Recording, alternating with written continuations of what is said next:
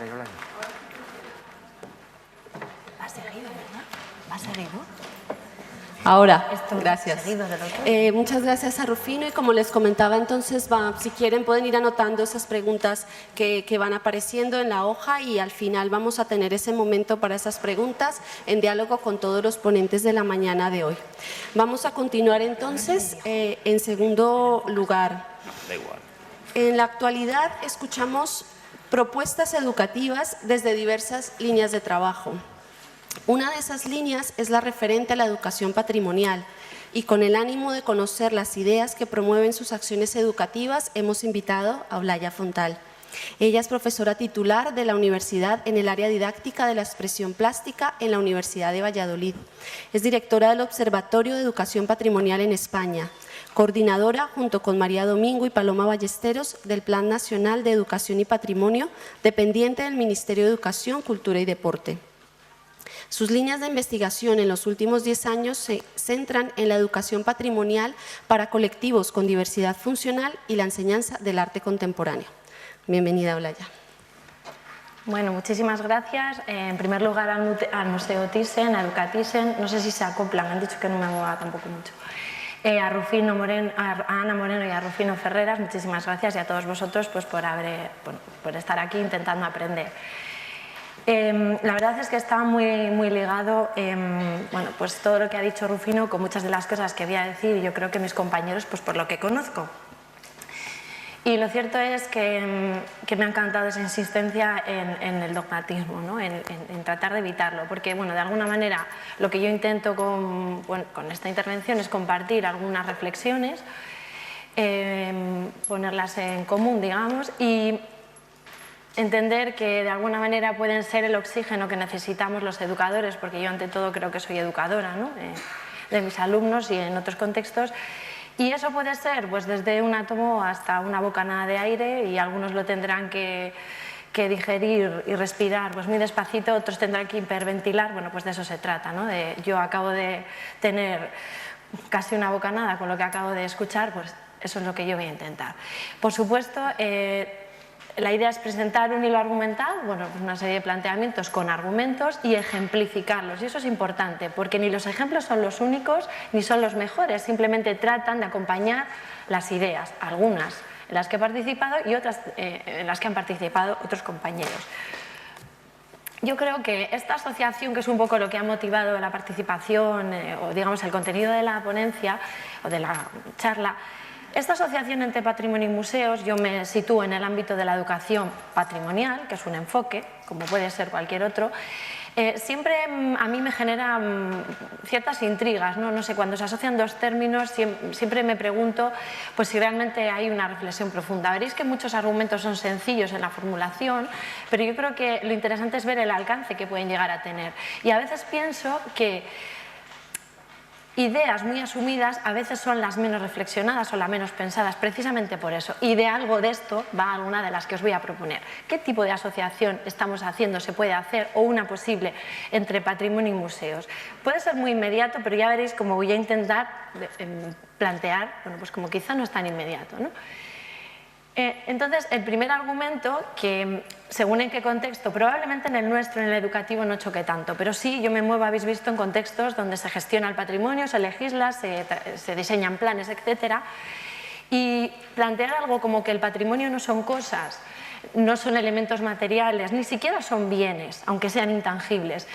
Por tanto, no son ni monumentos, ni obras, ni son lugares, ni restos arqueológicos, ni todas las tipologías. Eso no es patrimonio, eso es obras, cosas, monumentos, sitios, y es diferente. Yo creo que también esto lo permite el situarse desde el punto de vista de la educación. Yo creo que es algo más interesante, mucho más complejo, pero con mucho potencial desde el punto de vista educativo. Son vínculos, lo ha dicho también Rufino, y vínculos es entre bienes y personas, y es ese espacio intermedio, ¿no?, que él denominaba arte. Y yo, bueno, antes explicaba estas cosas de muchas maneras, ya he decidido para esta charla presentarlo directamente, ¿no?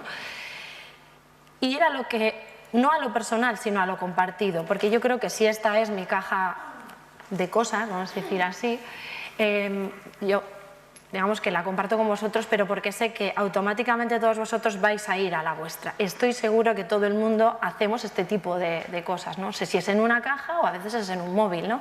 Pero custodiamos determinados bienes y de alguna manera pues cuidamos de ellos e incluso los transmitimos. Lo que sí quiero dejar claro es que esto no es mi patrimonio. Esto es, podríamos utilizar un poco el símil, ¿no? Pues es un museo, entre comillas, y un objeto 1 y un objeto 2 de la colección. Esto no explica nada, simplemente lo que estáis viendo, ¿no? Entonces yo sí quiero, de alguna manera, explicar lo que es mi patrimonio. Bueno, entonces, si me vais a permitir, lo he contado, son 2 minutos, lo que os voy a leer, no os agüéis. Es un relato real, lo que pasa es que he cambiado los nombres porque no quiero que se ofenda a nadie, entonces, bueno, pues ya veréis por qué. Se llama El patrimonio más allá de las cosas. Cuando mi abuela Claudia murió, a los pocos días mis 2 primas y yo nos reunimos para repartir la poquita herencia que nos había dejado. He de reconocer que me costaba creer que una vida tan humilde en lo material diese para una reunión de esas características, pero accedí, promovida por la apatía de aquellos días. Elena, la mayor, puso encima de la mesa 2 relojes, 3 pulseras y 5 pares de pendientes, todo de oro. Es lo único de valor que ha dejado la pobre, pero tendremos que repartirlo, aclaró entre aparentemente resignada y avergonzada. María, como siempre has vivido con ella y estabais tan unidas, elige lo que quieras, me ofreció. Mi abuela, a la que yo muchas veces sentía como una madre, siempre había vivido con mis padres, mis hermanas y conmigo en la casa familiar. Por eso a duras penas podía comprender cómo mis primas habían accedido a las joyas en tan poco tiempo y sobre todo un tiempo tan triste que cuesta creer que deje espacio para ese tipo de búsquedas. Ya tengo todo lo que quería, lo he cogido sin vuestro permiso porque he entendido que no os iba a interesar, comenté despreocupada. Selena, la menor, me preguntó con un tono entre la sorpresa y la incertidumbre. ¿Y qué es eso que no nos interesa? Me puse a la defensiva, por si alguien se atrevía a arrebatarme esa parte de mi herencia. Es una libreta que tenía la abuela, que siempre llevaba en el bolso por si le daban algún número de teléfono o dirección, expliqué. La apuntaba en una libretita con su enorme pero cuidadísima letra de estudios primarios inacabados y al llegar a casa me lo daba y me pedía que se lo pasase a limpio. En la libreta de direcciones grande. Yo primero protestaba por esa dura tarea que me daba tantísima pereza, pero siempre lo acababa haciendo con la mejor de mis caligrafías. Un día, para darle una sorpresa a mi abuela y a modo de compensación por haber protestado tanto por la comida que tocaba ese mediodía, frijoles, abrí su bolso, cogí la libreta y apunté en una de las hojas que aún estaban en blanco. Claudia es la más buena y la más guapa del mundo. Yo tendría 8 o 9 años. Ella tardó mucho tiempo en verlo y ya ni siquiera recuerdo cómo reaccionó, supongo que con alegría pero sin excesos. Lo que no entiendo es cómo he podido olvidar esa reacción. Con el paso de los años, y no mucho antes de morir, mi abuela me pidió que pasase a limpio la dirección de una antigua vecina del pueblo y me dediqué a fisgonear en la libreta. Allí apareció la maravillosa frase, con mi letra de niña seria y aplicada, escribiendo ese mensaje tan sincero e inmenso. En ese momento recordé lo que pude, pero me sorprendí de cómo en esos 10 años había sido capaz de no volver a recordar nada con respecto a esa frase. Sin embargo, al leerla me acordé de todo, o casi todo. Al conservar la libreta, tal vez logre algún día imaginar la emoción de mi abuela al leer la frase, o quizá pueda recordar cómo me transmitió su gratitud por esas palabras, que sin duda eran una declaración de amor de su nieta favorita. Pero no les conté nada de esto a mis primas, porque era parte de mi herencia. Lo que sí tenía claro es que esa libreta me pertenecía a mí y no a ellas, de eso no había ninguna duda. Es metálica, pero no es de plata. No sé quién se la regaló, pero me trae muy buenos recuerdos y me la quiero quedar yo. Así concluí con mi explicación sobre la libreta, que tenía guardada en el bolso, pero que no tenía la más mínima intención de mostrar. Era privada, pertenecía al mapa de mis emociones. Mis 2 primas no daban crédito a mis palabras, pero una libreta tampoco podía ser tan valiosa como para querer saber más de mi extravagancia. Aún así, Elena insistió, sí, pero eso no tiene valor. Elige algo de lo que ha dejado de valor, vamos, las joyas, matizó. No quise enfadarme, porque estaba liberada a no tener que dar más explicaciones sobre la libreta y sentencié. Sí tiene valor, el de los recuerdos. No quiero relojes ni joyas de la abuela, en realidad no la definían. Las había ido comprando con sus ahorros porque le gustaban, pero sufría al pensar en todo lo que podía habernos regalado si no las hubiese comprado. Así que no las quiero. Me di media vuelta, metí la mano en el bolso y acaricié la libreta llenándome de una enorme calma. Bueno, eso sí es mi patrimonio. Eso sí es patrimonio. Yo creo que esto trata de significar algo que es mucho más intangible, que es seguramente más complejo y que son los vínculos. Y faltaba algo importante, que son un poco esas 2 fotografías, ¿no? Fijaros la de abajo si es importante, que la llevo puesta, ¿no? De mi padre, que ya no está. Esto, que es tan común, por eso no es personal, es muy común, digamos que este tipo de procesos, este tipo de vínculos que establecemos las personas con los bienes, a veces son cosas, a veces son recuerdos, yo creo que dibujan ese mapa con el que trabajamos desde la educación patrimonial. Y yo creo que nos sitúan en una tesitura muy, muy potente, pero muy compleja al mismo tiempo, ¿no? Porque es algo seguramente pues, que podríamos pensar que es abstracto. Por eso a mí me gusta pensar cómo podríamos definir el patrimonio, y yo creo que esta puede ser una posible definición por ahora, porque yo misma he hecho definiciones con las que no estoy de acuerdo hace tiempo de mí misma, por tanto, el momento, ¿no? Es la relación entre bienes y personas, que esos bienes pueden tener componentes materiales e inmateriales. ¿Qué quiero decir con esto? Lo habéis visto con la libreta. Esa clasificación de patrimonio material e inmaterial realmente a mí no me cuadra del todo, al menos desde el punto de vista educativo. Todo elemento patrimonial tiene una dimensión material, una inmaterial y otra espiritual incluso, ¿no? Que habéis visto en este ejemplo. Entonces, claro, a partir de ahí digo, bueno, pues ¿y si los bienes son personas? Porque las personas pueden ser elementos patrimoniales, no lo sé, lo dejo, ¿no? Para eso estamos en un espacio de debate. Pues el patrimonio es la relación entre personas y personas, probablemente la más inmaterial y espiritual que existe. ¿A qué nos dedicamos en la educación? A establecer ese tipo de vínculos de alguna manera, ¿no? Por eso yo creo que eso, si es mi patrimonio, habéis visto que es algo más complejo, faltaba el elemento inmaterial, el importante para mí, el que da sentido y valor a esa libreta. Si no, podría ser cualquier cosa, ¿no? Es decir, no solamente esa parte más objetual.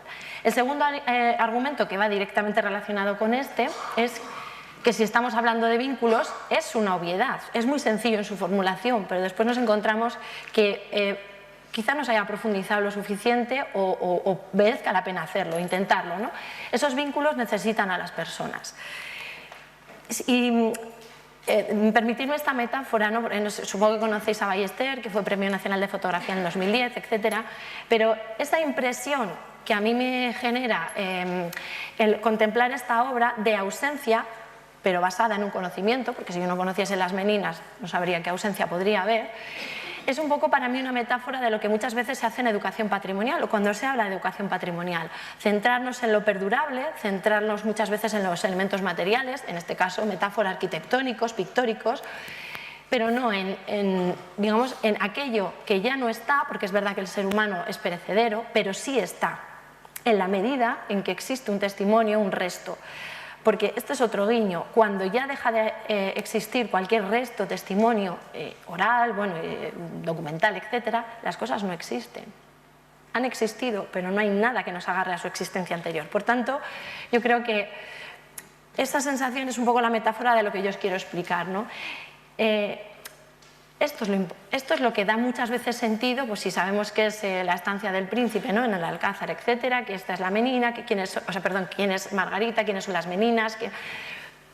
Eso es lo que realmente da sentido incluso a la propia estancia, a la propia imagen anterior. Bueno, lo he utilizado un poquito como metáfora del tipo de humanización a la que yo voy a tratar de referirme y a la que también ha hecho referencia a Rufino, ¿no? Sin personas no hay patrimonio. Es decir, ¿qué evidencia? No. Porque muchas veces cuando se habla de patrimonio, y no solamente en la legislación, y tenemos una legislación estatal bastante considerada en este sentido y las autonómicas también, pero se insiste en la cosa, por así decir, en el bien. Pero entonces es un bien, yo eso es lo que no entiendo, porque entonces no se habla de monumento. Si incorporamos el sustantivo patrimonio o el adjetivo patrimonial, estamos incorporando el potencial de establecer vínculos. Y yo creo que ahí está la clave, ¿no? En aquellos nudos y no en las cosas. Bueno, esto a modo de ejemplo, porque me gusta mucho este blog que se llama People and Heritage, y que es de un profesor de la Escuela Cardenal Cisneros, de la Facultad de Educación, que está vinculada al Alcalá de Henares, que tiene un proyecto, como muchísimos otros, ¿no? Bueno, con alumnos de una escuela homóloga en Finlandia, pero lo interesante aquí son dos cosas. Vamos a tratar de representar visualmente lo que entendemos por patrimonio, pero haciendo hincapié en la idea de las personas y de los vínculos. Y a partir de ahí, en ese diálogo que también se establece entre las dos personas, digamos, que crean conjuntamente, se establece un diálogo por parte de pues los usuarios de ese blog. Y a mí eso es lo interesante, no estas fotos, estas imágenes, sino todas esas escritos y relaciones y sensaciones que han generado. Algunas de ellas dejan constancia material, pero otras no. Otra obviedad, pero nos olvidamos, cuando hablamos de patrimonio siempre hablamos de transmitir la cosa, hablar de la cosa, ¿no? Son las personas las que transmiten, valoran, cuidan y crean, al fin y al cabo, parece otra obviedad, pero el patrimonio lo ha creado alguien. El creador es un apéndice. Fijaros cómo hemos aprendido muchas veces, yo he estudiado historia del arte, ¿no? La historia del arte, donde a veces, e incluso en el siglo XX, donde es tan importante y después, el artista es alguien del quien se nos habla desde un punto de vista biográfico y descriptivo. Y entonces yo a veces digo, o sea, la obra da pie a que hablemos del artista. Muchas veces me pregunto si, sobre todo, digamos, en el arte más reciente, no puede ser un planteamiento al menos metodológico hacerlo al revés. Es decir, si esa obra es una proyección de muchas cuestiones, pero hay un elemento de relación con el contexto exterior e interior, ¿por qué no se puede partir de elementos clave del artista, ¿no? Vínculos de propiedad, pertenencia, identidad, estos son claves también, ¿no? Ya veréis por qué. Otro argumento que vuelve a ser muy simple, pero a veces en las propuestas educativas que hacemos no está presente, y es que todo patrimonio ha sido alguna vez contemporáneo. Y veréis por qué lo digo, y esto es un guiño al presente. Otra vez vuelvo a Ballester. Fijaros, se ve muy poquito el fondo, pero fijaros, otra vez esto es una metáfora, ¿no? Claro, sabemos que esto es un tema que preocupaba a Goya, que tiene que ver, bueno, pues con, digamos, las consecuencias de la rebelión del pueblo madrileño y bueno, pues los fusilamientos del día siguiente al 2 de mayo, etc. Pero es verdad que lo que perdura ha sido objeto de muchos estudios, por ejemplo, si esas torres, si es Santa Cruz, si es Santa María la Real, si esto está en las afueras de Madrid, si es que aquí a la izquierda estaría el Palacio Real, bueno, lo que ya sabéis. Pero al fin y al cabo falta el elemento clave, el suceso, que aunque no están, están. Es decir, que aunque ya no son, están, porque existe un testimonio, en este caso el de Goya, y por supuesto de todos aquellos que desde su época decidieron que aquello tenía valor. Parece una obviedad, si no lo hubieran decidido, probablemente incluso podía no haberse conservado una obra, ¿no?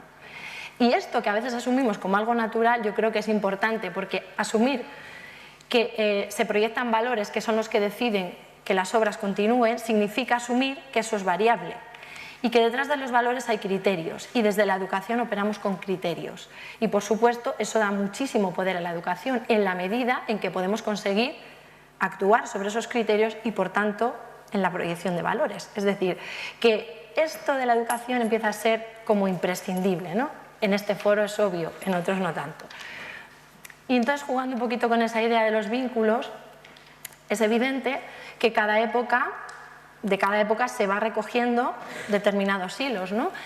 Y se van incorporando a ese hilo, por así decir, de la memoria. Pero no se nos olvide, y este es el guiño, que quedan muchos que no se cogen.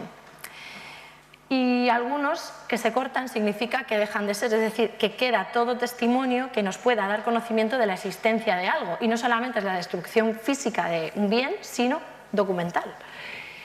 Y significa que hay otros que ahí siguen esperando que en algún momento, la historia está llena, ¿no?, de eso, recuperar, poner en valor, no sé, el arte gótico, por ejemplo, ¿no?, y que lo incorporemos. Otros se engordan porque aumenta la investigación que se hace sobre ellos, otros dejan de ser interesantes, pero el matiz para mí importante es que es variable, que está sometido a la intervención humana, luego educativa.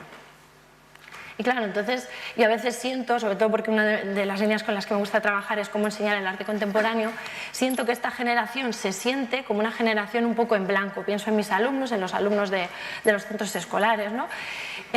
Como si nuestra única función fuera recibir el legado, conservarlo y legarlo en buenas condiciones. Pero cuando hablas de ¿y tu época qué está haciendo?, ¿no? Por eso toda propuesta ha sido alguna vez contemporánea. Hay una especie de mi época que está haciendo, ¿qué hilos vas a incorporar tú? Nosotros podemos conseguir desde la educación que las generaciones actuales, por ejemplo desde los museos, quieran engordar ese hilo, quieran recoger, proteger, lo mismo que se hizo con Goya, lo mismo que Pacheco, que se hizo con Velázquez, proteger ese patrimonio para legar. O sea, ¿tenemos algo verdaderamente que contar? ¿Es tan diferente lo que estamos haciendo ahora de lo que hizo, por ejemplo, Goya en cuanto a intenciones en su momento? Temas que nos preocupan son tan diferentes, pero por supuesto algo tendremos que aportar a ese tejido, ¿no? Es esa idea, aunque sea de otro color, aunque sea de aquella manera, pero algo tendremos que incorporar. Por supuesto, después veremos el valor de lo histórico, ¿no? Otro argumento sería el patrimonio nos aporta identidad. Claro, si estamos hablando de personas, por eso no hablamos de cosas, hablamos de algo que tiene el potencial de enseñarnos a saber qué somos como individuos, pero también como partes de un colectivo. Y digo colectivo desde la familia hasta el ámbito, pues por ejemplo, geopolítico, colectivo. ¿Por qué hemos llegado a ser así? ¿Qué ha pasado antes, ¿no? Aquí, claro, es verdad que conocer el pasado pues, es fundamental también, ¿no? Que es una cosa que antes quizá renegaba más de ella y ahora empiezo a reconocer muchísimo el valor que tiene el conocimiento histórico. Y os pongo este ejemplo, que es una propuesta en la que trabajé pues, con alumnos de secundaria en Gijón, no sé si alguno conoce, es el barrio de la Calzada, bueno, ahí hay una escultura, y era muy larga la intervención, pero hay un momento en el que yo les pregunto, digo, ¿conocéis la obra de Arenas? Esa que está en el parque, creo que se llama El Lauredal. ¿La qué? Entonces me dijeron dos cosas. Yo pensaba que era algo a medio hacer y yo pensaba que era algo destruido. O sea, ni siquiera tenía la entidad de obra de arte, ¿no? Bueno, eso es un punto de partida muy interesante. Yo luego esto lo traduciré en la ausencia de identidad, o sea, esto no tiene nada que ver conmigo, ni siquiera le reconozco ningún valor, ni estético, ni artístico, ni de ningún tipo. O sea, es un cacho de algo que no ha sido o algo que fue. Bueno, ¿por qué es interesante hablar en estos términos de patrimonio? Porque entonces yo puedo plantear el proceso educativo o la implementación, la intervención, como un proceso que transita desde la ausencia de propiedad hasta la, digamos, propiedad consciente, vamos a llamarle, después lo categorizamos. Es decir, que sí se puede hacer desde la educación muchas cosas para que yo consiga que tú creas que esto no solamente tiene que ver contigo, sino que además es muy importante para entender tu presente y el pasado, por ejemplo, de tu familia, ¿no? Porque estamos en un barrio industrial, porque, bueno, con un pasado pues, un poco desmantelado, como sucede en muchas zonas de España, porque en aquel momento había pues ya movimiento de paro, ¿no? en las familias, porque el artista trabaja con materiales que son próximos visualmente, pero también económicamente en el contexto, o sea, no son porque sí, y sobre todo entienden que esta escultura, que era algo flotando, que no era nada, por tanto, si no vale, yo no dedico un solo esfuerzo ni a cuidarla ni a transmitirla, no existe, empezamos a coserla, a enraizarla con... Y eso es un poco el valor de la educación, enseñar a comprender para valorar, ¿no?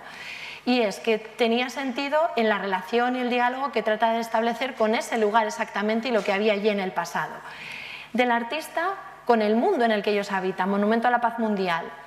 ¿Por qué hay cinco partes en la escultura? Porque son los 5 continentes. ¿Por qué está orientada a los puntos cardinales? ¿Cuál es esa quinta parte? Claro, todo empieza a tener un porqué, una clave, algo que permite darle sentido, es decir, lo conocen, lo comprenden, empiezan a tener claves para valorarlo.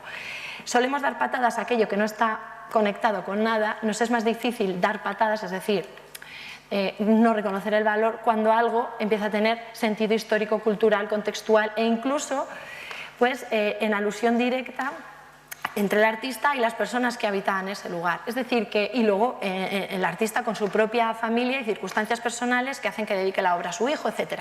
Entonces, bueno, todo un proceso, claro, se traduce en 2 meses de trabajo, conseguimos, y luego también una parte de apropiación creativa, bueno, veréis ejemplos de esto más adelante, pero conseguimos transitar desde eso. O sea, nunca jamás dirán que eso no tiene nada que ver con ellos. Entenderán que es un elemento importante no solamente de su cultura visual y de su barrio, sino de su identidad como hijos de trabajadores de determinado sector en un contexto determinado y en un tiempo determinado, relacionado con otras obras de la ciudad, con la ruta de esculturas, con un montón de elementos. Es decir, que todas esas relaciones que hemos ido haciendo visibles, simplemente conscientes, sirven para que reconozcan valores y son ellos los que lo reconocen. Los valores, digamos, que no se transmiten como si fueran mandamientos, ¿no? Se generan procesos para que yo los reconozca, si no, no me sirven. Los impuestos no me sirven, los asumidos no me sirven. Veíamos las meninas. Nunca me he encontrado un grupo de alumnos de magisterio, de educación, que me diga que esa obra no es importante, pero cuando hago la segunda pregunta, ¿y entonces cuáles son los valores que tiene? No sabemos exactamente, porque sí lo sitúan en un plano que sí, que es estético, que es compositivo, que es una interpretación más inmediata, pero desconocen otros muchísimos valores, incluso políticos, e incluso sociales, incluso etcétera, de todos esos planos de interpretación de la obra. Luego, tanto me preocupa esa asunción de valor, pero no, digamos, no aprehendida, sino casi un poco por inercia, a lo contrario, rechazarlo, pero sin tener argumentos por qué. O sea, al final estamos hablando de los porqués, ¿no? Y de comprender. Otro argumento es que, y ya sí que me empiezo a situar en los museos, porque yo me sitúo siempre en la educación patrimonial y para mí es importante, en la que los museos veréis dónde aparecen, ¿no? En tanto agentes con una responsabilidad educativa, yo diría, muy protagonista y digamos, de referencia incluso en los contextos formales. Y entonces se puede conseguir que pasemos de lo que puede ser potencial patrimonio a efectivo. Es decir, esto no tiene nada que ver conmigo, a esto está hasta en mi ADN, como me decían con la escultura, hasta está entre mis referentes de algún tipo, ¿no?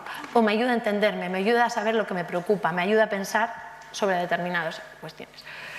Por eso, y jugando con esta idea, yo sí escucho y leo esa asociación directa. Los museos son patrimonio, o los museos contienen patrimonio, o los museos son...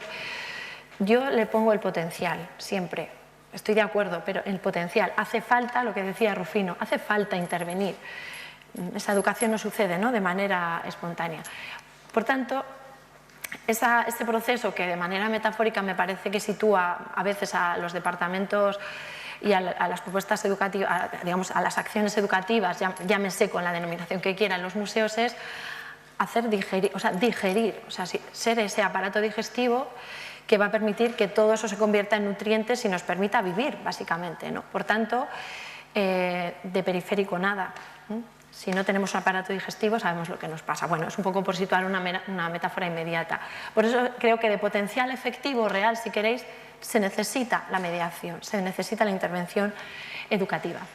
Claro, a partir de ahí dices, bueno, ¿y qué aporta esta microvisión? Como decía Rufino, es micro, pues la que de momento se me ocurre para compartir, que es ese enfoque patrimonial. ¿Qué nos permite? O sea, ¿en qué influye que nos situemos desde esa manera de entender las cosas, ¿no? Yo creo que en algo muy importante, y es los para qué, porque es verdad que no hay metodologías únicas, de hecho menos mal, porque eso sería contrario a todo planteamiento educativo, ¿no?, a la propia diversidad, como ha dicho Rufino, pero es verdad que hay metodologías coherentes. Y es cierto que hay una serie de consecuciones, es decir, que si yo me sitúo en una manera de entender desde lo que contienen los museos, potencial patrimonio, hasta para qué entonces enseño yo y entonces cómo entiendo a las personas que vienen, pues yo como potenciales propietarios, a ver si consigo que tomen conciencia de que esto verdaderamente les puede pertenecer en algún aspecto, no todo. Y por extensión, digamos, la propia función del museo como institución. Y entonces vamos a ir viendo ejemplos ilustrativos. Claro, a mí aquí eso es lo que más me cuesta porque se me ocurren muchísimos, ¿no? Porque al fin y al cabo todos desde un punto de vista a otro pues hacemos cosas similares, eso no es negativo, menos mal también, ¿no? Bueno, pues propuestas tipo, para apropiarte simbólicamente de las obras, de lo que es su arte, pues hay propuestas que van desde elige y haz tu colección personal, pues con obras de la colección, con obras, depende del contexto, propias tuyas, es decir, hazme tu armario, digamos, de elementos favoritos. Yo creo que sí que existe un vínculo estético y una cuestión de apropiación, y luego si eso permite además profundizar en el conocimiento, que no nos quedemos en esto me gusta, esto no me gusta, que también me parece interesante, ¿por qué no? Depende del plano al que queremos llegar, pues es una manera de hacer un poco mi pequeña constelación, ¿no?, de intereses. También nos permite caracterizar contextos. Aquí ya me empieza a parecer muy interesante el papel que empiezan a tener las personas, ¿no? Bueno, por ejemplo la Tate, pero hay muchísimos más, por supuesto. He intentado ir afuera, por no ofender en el ámbito estatal o por no destacar lo que es común en otros aspectos. Este programa de la Tate, bueno, pues que trabaja en colaboración con Synthrough, con artistas, que trata proyectos, digamos, con una parte de talleres y otra parte de exposiciones, con adolescentes de distintas áreas, que pretende muchas cosas, pero una de ellas es dar voz, recoger, mirar a través de sus experiencias, de su manera de entender determinadas experiencias sociales, políticas y culturales, y aprender a través de esa manera de entender, que se puede traducir en exposiciones, que se puede traducir en un debate final, una charla final, que he querido simplemente ilustrar porque están personas, el pensamiento que se está generando, y este es un buen ejemplo, desde el ámbito de los museos o lo que podemos llamar pensamiento sobre la acción pensada, o sea, esa especie de flujo que nunca para, ¿no? Que es totalmente contrario a teoría práctica. No me lo creo, yo trabajo en las dos cosas, y es pienso sobre lo que hago sobre lo que pienso, y en ese sentido yo creo que un contexto que está sirviendo de referencia, contextos formales, porque trabajo con escuelas y lo ves, leen las propuestas que a veces escriben y otras veces no, que se generan desde los propios espacios educativos en museos. La cuestión es hacerse preguntas para entender a ese colectivo, la manera que tiene de percibir determinadas circunstancias que pueden ser identitarias y darles un espacio y un lugar. Esto para mí tiene un potencial enorme, ¿no? Porque estamos dando importancia a la persona y a las experiencias, y tiene un lugar y tiene un espacio real, documentado, y que incluso es una fuente que genera aprendizajes en los otros, que hemos visto este tipo de... Y para aprender de ese contexto, de las diferencias con el nuestro, y para aprender cada uno de lo que le dé la gana. Pero al final es hacer visible o dar voz a lo que está silenciado o silencioso, ¿no? O el programa, este programa que forma parte de una red que genera la Tate a nivel estatal con chicos de entre 15 y 25 años, que nuevamente en colaboración con determinados artistas y basados, bueno, tienen de inspiración a Barbara Kruger, una serie de obras, no es lo importante aquí, pero nuevamente esa colaboración de maneras creativas de entender y maneras creativas, o maneras de ver la realidad y maneras creativas, se convierten en algo nuevo que forma parte de lo que tiene en el museo, ¿no? Es decir, que eso ya pertenece, o como esto que vamos a ver a continuación, al propio museo.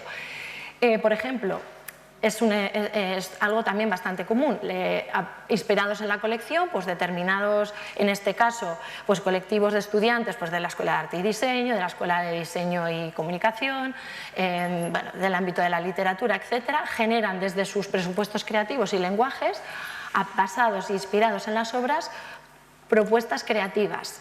Esto, que dices, vale, es común y entonces a veces pasa percibido. ¿Por qué para mí tiene valor?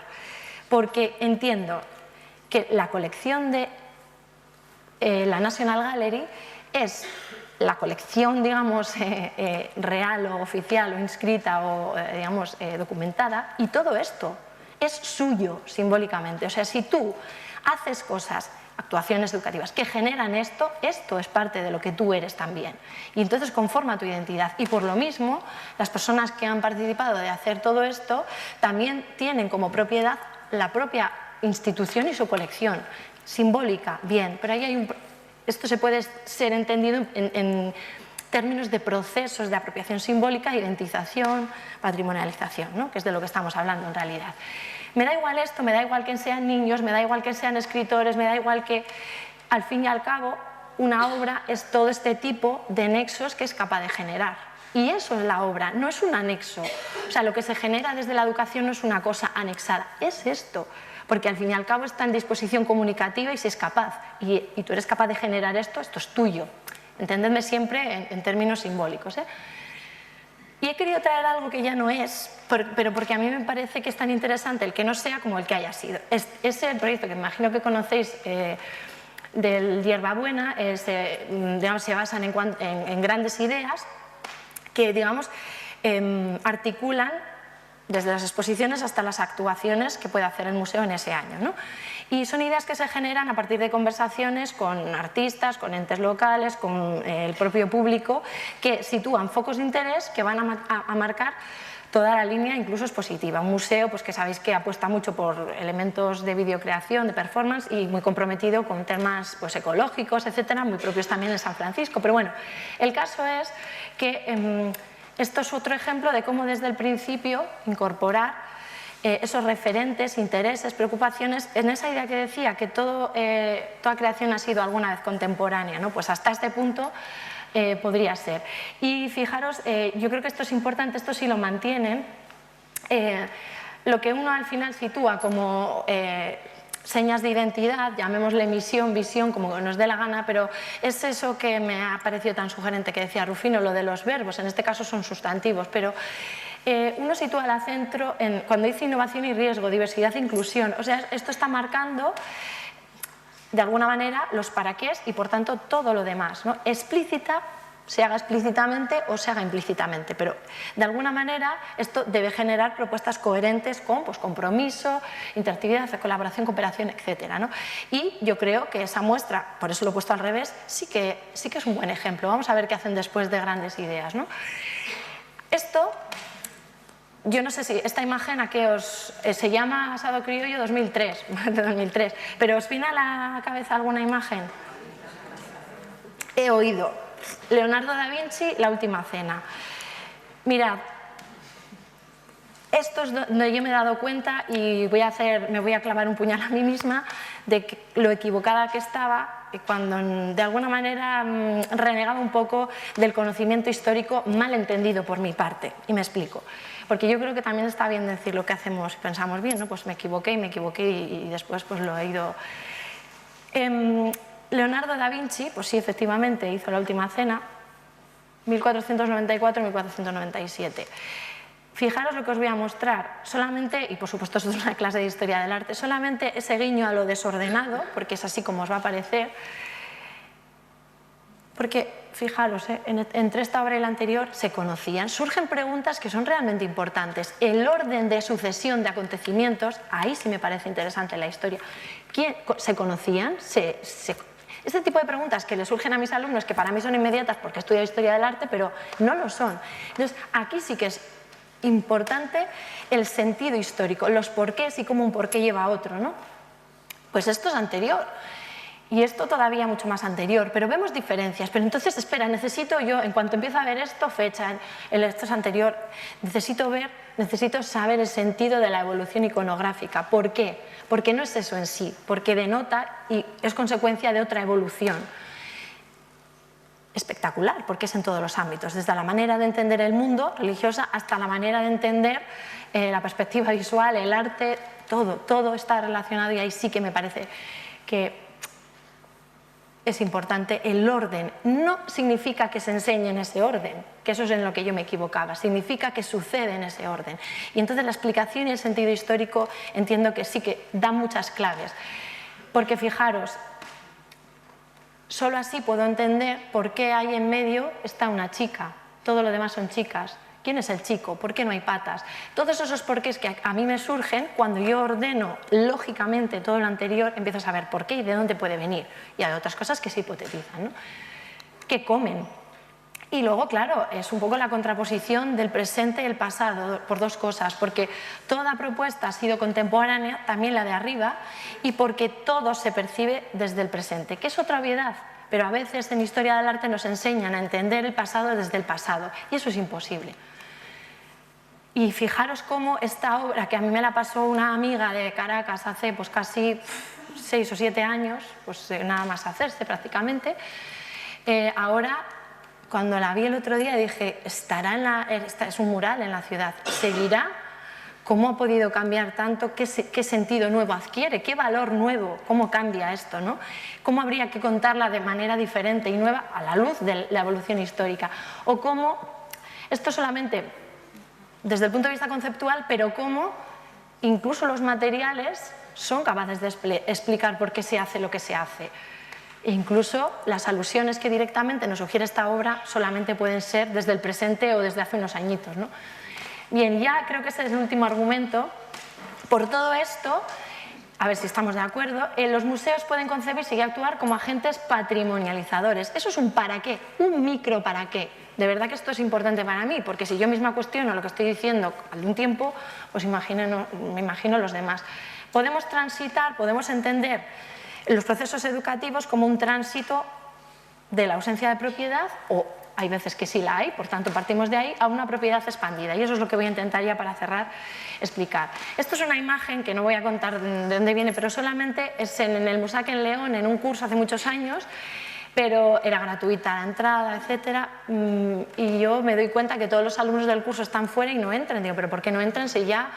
Entonces salgo a un grupo y digo, ¿por qué no entráis? Y dicen, no, es que venimos al curso, es que el arte contemporáneo no... El curso era de educación artística, ¿no? Que tampoco era de chino, ¿no? Perdón, me refiero que no era algo extraño a lo que puede ser la temática. No, es que no son nosotros de arte contemporáneo diciendo, ay, ni nos arrimes, ¿no? Esa especie de esto no tiene nada que ver conmigo, que ni entro, es una metáfora, ¿eh? a una propiedad latente y se me ocurría como un ejemplo posible, pues el Glasgow, el Museo de Glasgow, el museo abierto, que sabéis que forma parte de una red de museos donde hay 9 más, que, bueno, pues que está situado en el centro de recursos, pero tiene entidad propia y que además, de alguna manera, bueno, ya veréis cómo, pero presta la propia colección, pero eso no es lo importante, en mi opinión, ¿no?, de este museo. Colección que es de excedentes de otros museos de la red y también colección que está archivada, sin más, que no está expuesta, etcétera, ¿no?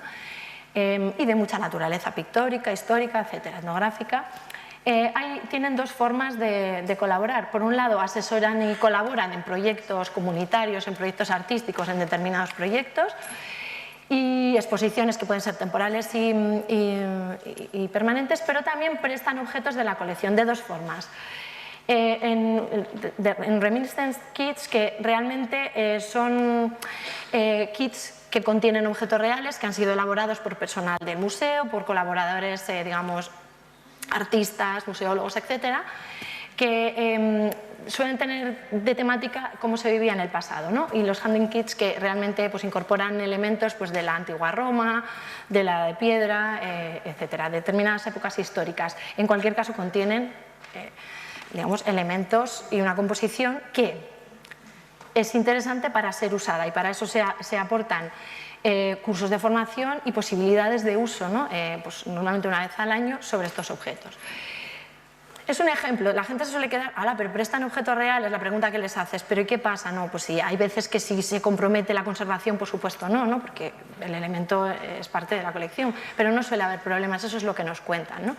¿Y no han destrozado? No tenemos ese tipo. No prestan a escuelas, pero tampoco eso es interesante, porque sí para proyectos educativos y todo tipo de proyectos individuales y comunitarios, por tanto, parece pensar la posibilidad de que se deteriore y no es el caso. Pero yo creo que lo interesante es aportar un elemento que contiene físicamente algo de la colección, pero como yo digo que lo importante no es el objeto, para que se establezcan los vínculos en función de distintas necesidades, ¿no?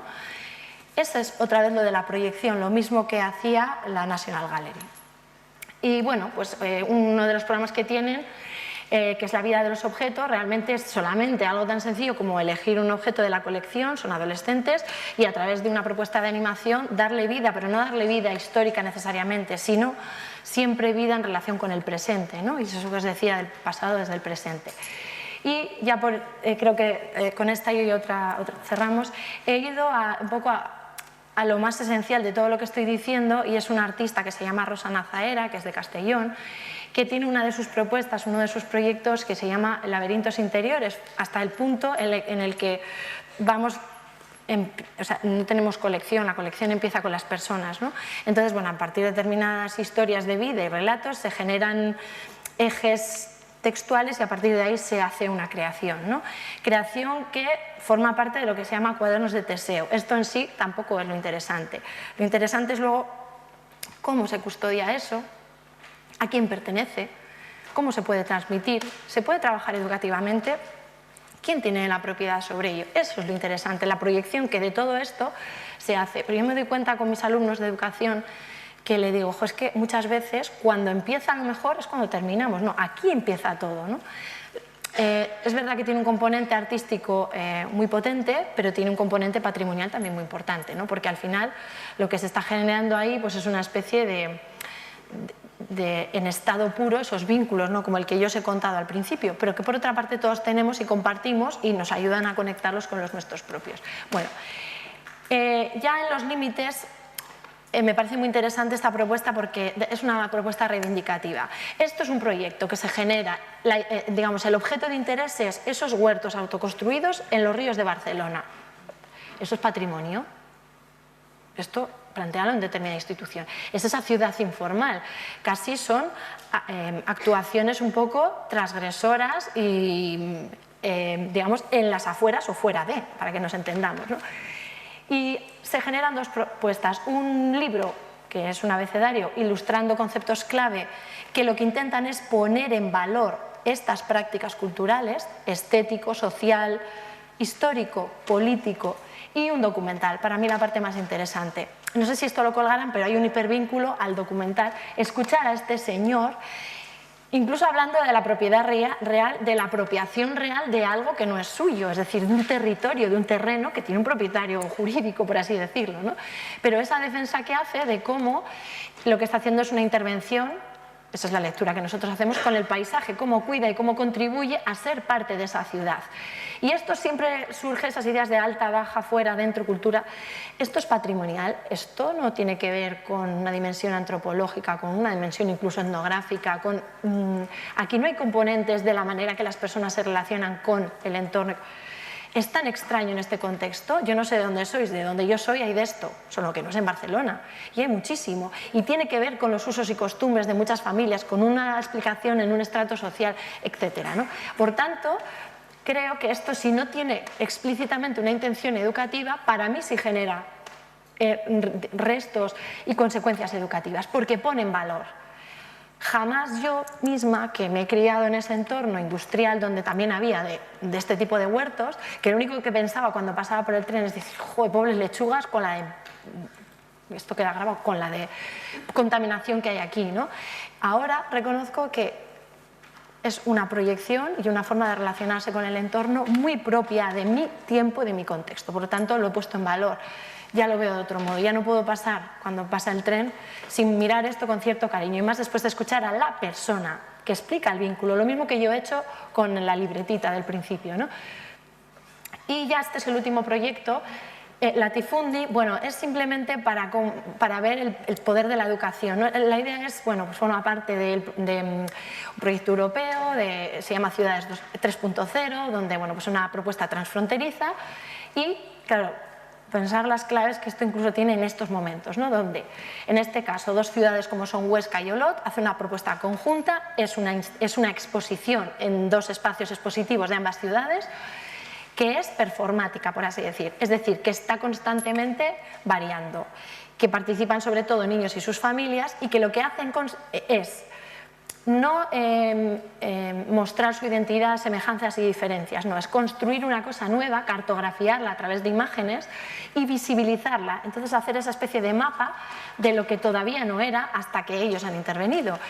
Y cualquiera que lo veáis, incluso si no sois como yo, ni de Huesca ni de Olot, entendéis las posibilidades que esto tiene, digamos, de transferencia incluso a otros contextos y sobre todo los aprendizajes que nuevamente genera, sobre todo en maneras de entender las cosas y el poder de la educación de hacer visible lo invisible, ¿no? Expandir algo que estaba contraído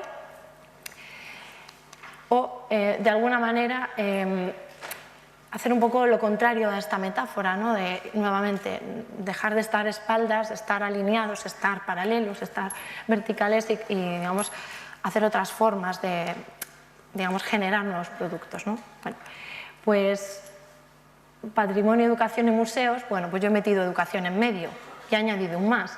Y yo propongo dos, pero a mí misma se me ocurren muchas más. Creo que la educación patrimonial puede suceder en los museos, por tanto son contextos. Por eso me interesan tanto, que os lo decía al principio, donde sucede educación que puede ser, puede tener una finalidad patrimonial y muchas otras. O también otra posibilidad es que la educación que sucede en los museos puede ser patrimonial. No es lo mismo, aunque es compatible y a veces van unidas, ¿no? Y es una finalidad. Bueno, pues esto es lo que de momento creo y comparto con vosotros y desde luego me parece el mejor foro, ¿no? Que a veces uno se ve en otros foros que quizá no son tan buenos o tan implicados con el tema de la educación. Muchísimas gracias.